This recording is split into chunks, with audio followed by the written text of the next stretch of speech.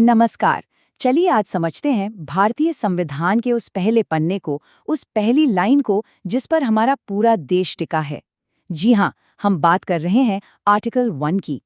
ये सिर्फ एक आर्टिकल नहीं बल्कि भारत की पहचान की बुनियाद है। तो तैयार हो जाइए, सीधे मुद्दे पर आते हैं। तो दिमाग में सबसे पहले दो सवाल आते हैं, है ना? एक कि हमारे देश का ऑफिशियल नाम आखिर है क्या, इंडिया या भारत? और दूसरा, जो इससे भी ज्यादा गहरा सवाल है, कि हमारे संविधान में इसे राज्यों का संघ यानी यूनियन ऑफ स्टेट्स ही क्यों कहा गया, फेडरेशन ऑफ स्टेट्स क्यों नहीं? इन दोनों पहेलियों के जवाब कहीं और नहीं बल्कि हमारे संविधान की पहली ही लाइन में छिपे हैं। जैसा कि मैंने कहा, इन सभी सवालों का जवाब हमें मिलता है संविधान के सबसे पहले अनुच्छेद यानी आर्टिकल 1 में।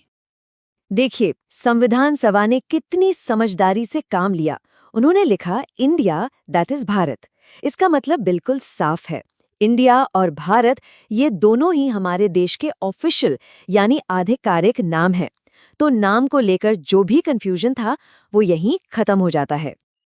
अच्छा, अब आते हैं दूसरे और एग्जाम के लिहाज से सबसे जरूरी हिस्से पर। इस एक लाइन में जो सबसे पावरफुल शब्द है वो है संघ यानी यूनियन। संविधान बनाने वालों ने फेडरेशन जैसा शब्द इस्तेमाल क्यों नहीं किया? उन्होंने जानबूझकर यूनियन शब्द ही क्यों चुना? बस यही वो पॉइंट है जहां से असली सवाल बनते हैं। और इसका जवाब हमें किसी और से नहीं बल्कि खुद संविधान के आर्किटेक्ट डॉक्टर B.R. अम्बेडकर से मिलता है। उन्होंने साफ साफ कहा था कि यूनियन शब्द का इस्तेमाल जानबूझकर किया गया है। क्यों? दो बातें साफ करने के लिए। पहली, कि भारत किसी भी राज्य के साथ किए गए समझौते का नतीजा नहीं है, और दूसरी, इसी वजह से किसी भी राज्य को भारत से अलग होने का कोई अधिकार नहीं है, बिल्कुल भी नहीं। तो ये यूनियन और फेडरेशन, इन दोनों में फर्क क्या है? देखिए, फेडरेशन एक तरह का कॉन्ट्रैक्ट या समझौता होता है। जैसे अमेरिका में, वहाँ कई राज्य एक साथ आए और एक देश बनाया। लेकिन यूनियन एक अटूट रिश्ता है। यहाँ राज्य किसी समझौते से नहीं जुड़े हैं, बल्कि वो इस संघ का अभिन्न अंग है, जिसे तोड़ा नहीं जा सकता। चलिए, इसको एक और भी आसान उदाहरण से समझते हैं जो आपको हमेशा याद रहेगा।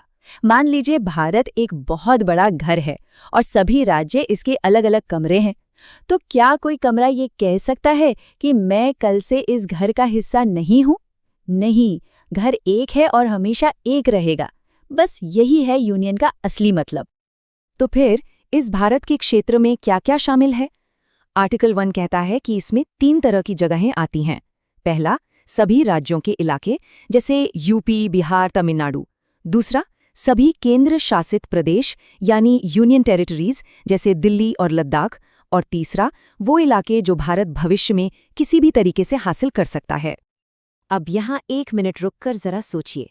कल्पना कीजिए कि अगर हमारे संविधान निर्माताओं ने यूनियन की जगह फेडरेशन शब्द चुना होता, तो आज भारत का नक्शा कैसा होता? क्या आज हमारा देश वैसा ही एक दिखता जैसा हम इसे जानते हैं? ये एक सवाल ही इस एक शब्द की ताकत बता देता है। चलिए अब बात करते हैं एग्जाम की, क्योंकि आखिर में तो हमें नंबर भी लाने हैं ना। प्रतियोगी परीक्षाओं में आर्टिकल 1 से सवाल आते तो हैं, लेकिन हर एग्जाम का सवाल पूछने का अपना एक अलग अंदाज होता है। यहाँ पर आप 2 लेवल समझ सकते हैं। पहला लेवल है एसएससी और दूसरे वनडे एग्जाम्स का, जहां आपसे सीधे सीधे फैक्ट्स पूछे जाते हैं। और दूसरा लेवल है यूपीएससी या स्टेट पीएससी का, जहां फैक्ट्स नहीं बल्कि इसके पीछे का क्यों पूछा जाता है। जैसे एसएससी में आपसे सीधा सवाल आएगा, आर्टिकल 1 के हिसाब से देश के ऑफिशियल नाम क्या हैं? जवाब सिंपल है, इंडिया और भारत। लेकिन यूपीएससी में सवाल की गहराई देखिए, वो पूछेंगे इस बात की व्याख्या करें कि भारत को विनाशी राज्यों का अविनाशी संघ क्यों कहा जाता है। टॉपिक वही है, लेकिन पूछने का तरीका बिल्कुल अलग। तो चलिए, आज की इस पूरी बातचीत को फटाफट रिवाइज करने के लिए 3 सबसे जरूरी पॉइंट्स में समेट लेते हैं। ये 3 बातें आपको हमेशा याद रखनी हैं। पहली बात, हमारे देश के 2 ऑफिशियल नाम हैं, इंडिया और भारत। दूसरी बात, भारत एक राज्यों का संघ यानी यूनियन ऑफ स्टेट्स है, फेडरेशन नहीं। और तीसरी और सबसे अहम बात, भारत एक अविनाशी संघ है, मतलब इसे तोड़ा नहीं जा सकता और किसी भी राज्य को इससे अलग होने का कोई अधिकार नहीं है। बस ये 3 पॉइंट्स आर्टिकल 1 का पूरा निचोड़ है।